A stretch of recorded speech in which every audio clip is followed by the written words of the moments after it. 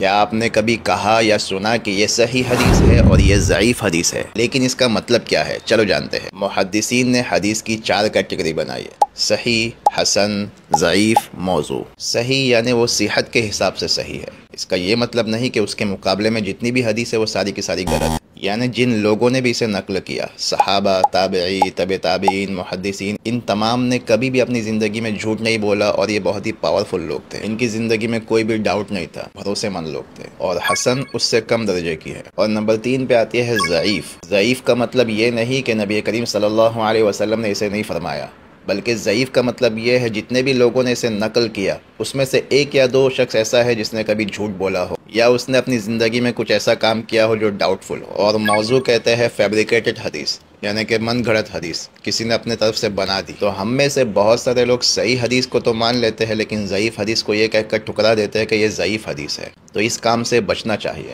یہ تو محدثین نے لوگوں کے حساب سے کیٹیگری رکھی ہے، نہ کہ یہ کہ وہ حدیث ہی غلط ہے اور ضعیف ہے۔ اور تعجب کی بات تو یہ ہے کہ آج کے زمانے میں لوگ پیر، بابا، بلکہ محلے کے ایک بڑے آدمی کا خواب کو مان لیتے ہیں، لیکن حدیث کو ضعیف کہہ کر ٹھکرا دیتے ہیں۔ ہاں، اس بات پر محدثین کا اتفاق ہے کہ ضعیف کیٹیگری کی حدیث سے حلال حرام عقیدے کے فیصلے نہیں کیے جا سکتے۔